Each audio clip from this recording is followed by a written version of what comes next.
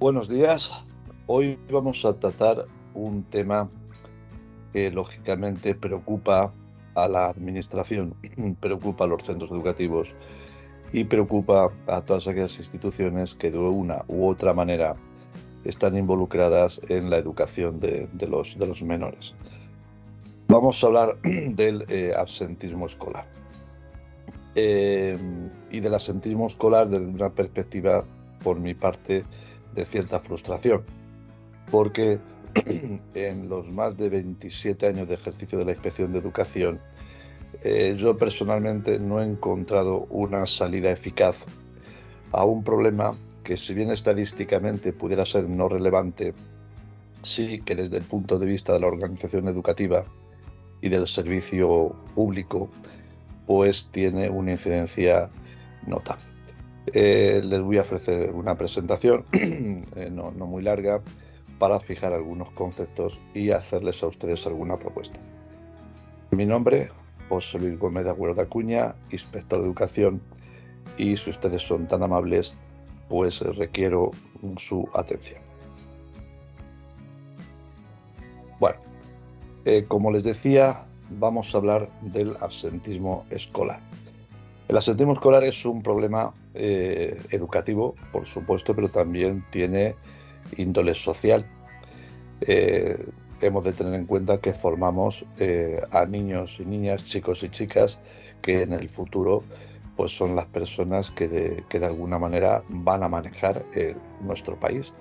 Luego es un problema de carácter educativo y de carácter social, además de involucrar a muchas instituciones en este sentido que tienen competencias en eso.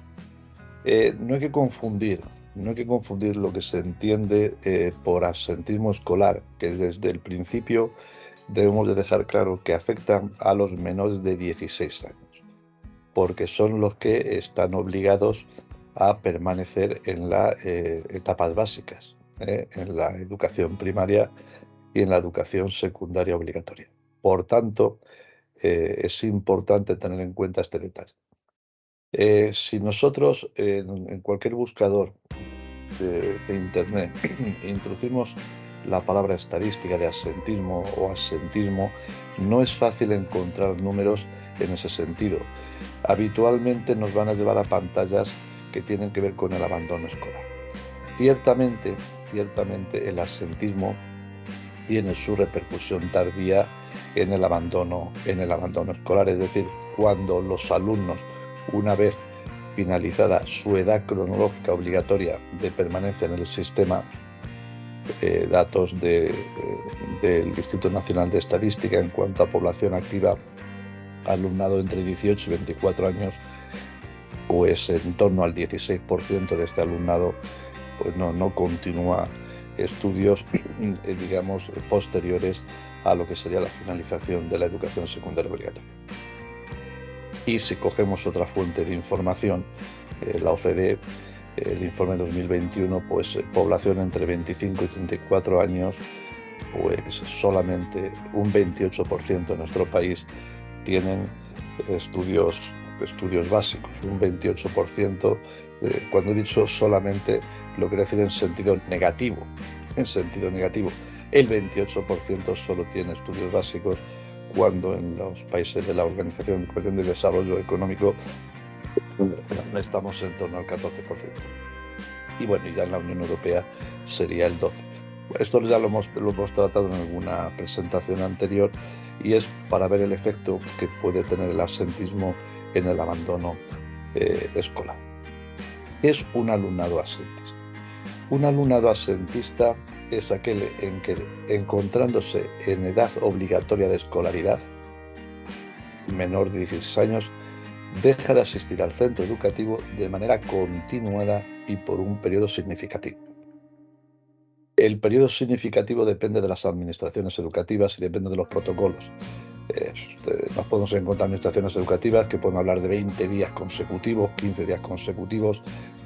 No me atrevería a dar una magnitud precisa, porque a nivel nacional nos podemos encontrar diferentes circunstancias y diferentes escenarios. Pero hay que hacer una observación. sean o no justificadas, sean o no justificadas, porque el hecho de que una familia justifique la inasistencia de sus hijos al centro educativo no determina que en un entorno de dato acumulado no llegue a ser significativamente absentista, excluido por lo que serían patologías y enfermedades que, claro, que lógicamente sean incompatibles con un modelo de educación presencial. Bien, en esta fase de propuesta, lo primero que tenemos que hacer es para darles a ustedes al final alguna consideración de actuación, primero hay que hacer un recorrido lógico. Es conocer el protocolo diseñado por la administración.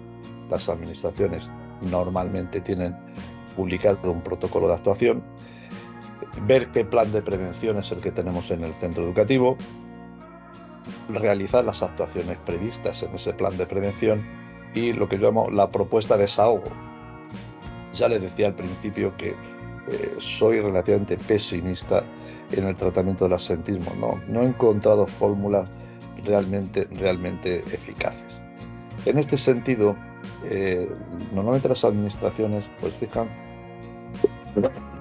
sus protocolos atendiendo primero, estableciendo cuál es el periodo, es decir, cuál es el marco por el que se considera a un alumno absentista. Lo que hay que establecer es el periodo, el plazo, ¿vale? 15, 20 días continuados, depende de la administración.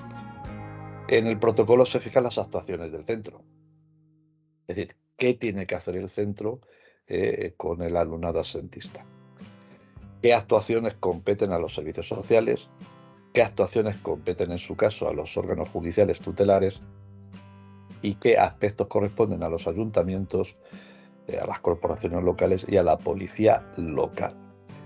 Esto suena quizá para ustedes un poco estridente, policía local y ayuntamiento.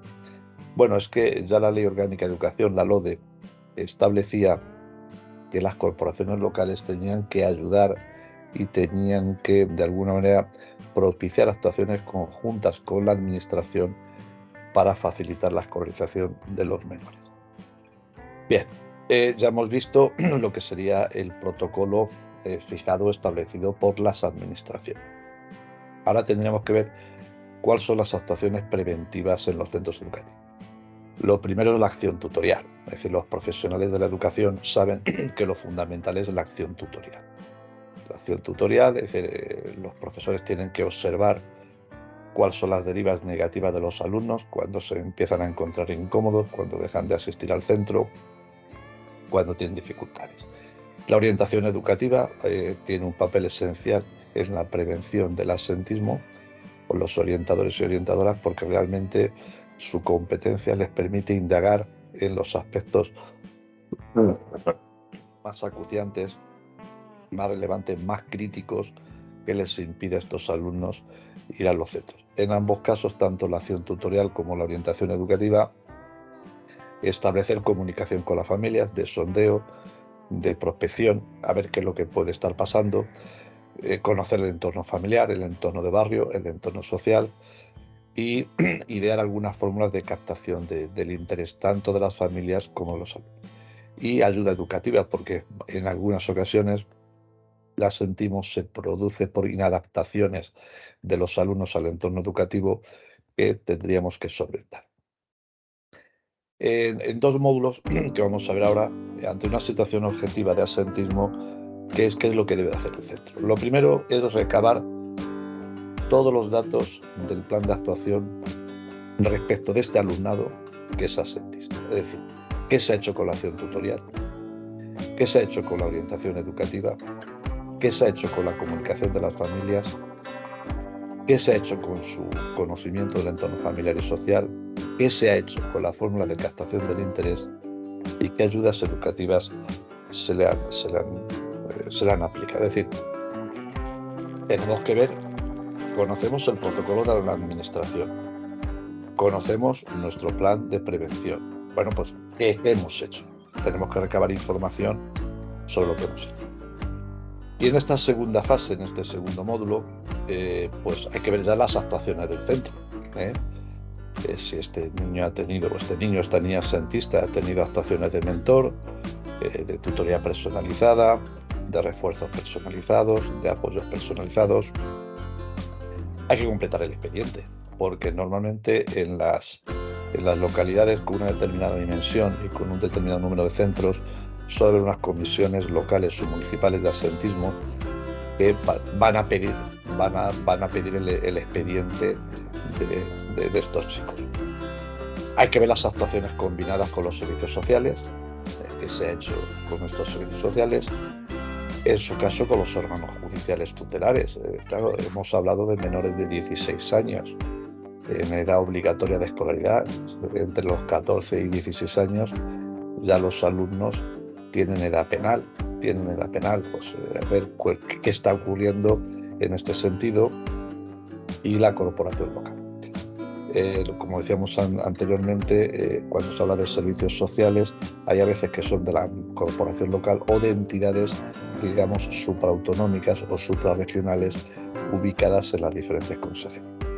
Bien, en este sentido, tenemos que tener en cuenta un aspecto jurídico importante.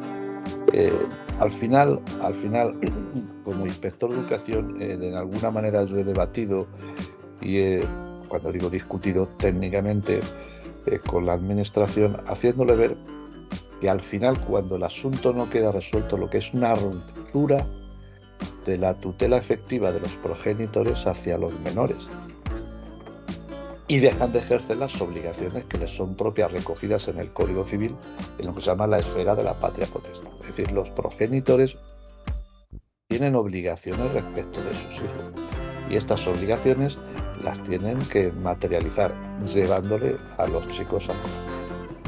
Es verdad que cuando en algún caso vienen los progenitores a los despachos y dicen es que no puedo con él o no puedo con ella, pues ese no puedo con él o no puedo con ella es un síntoma de ruptura de esa tutela efectiva.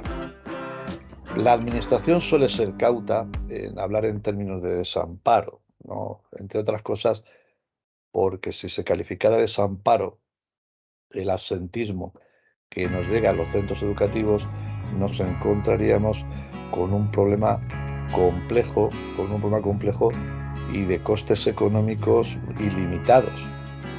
Entonces, pues, el desamparo normalmente por los órganos tutelares de bienestar social se entiende cuando concurre circunstancias de ausencia de vivienda, ausencia de alimentación, ausencia de referencias tutelares, pero normalmente, y no quiero ni mucho menos ser poco leal con las administraciones, pero en general las administraciones huyen del término educativo. Es decir, que el alumno no vaya al centro educativo no entra en la ecuación del desamparo.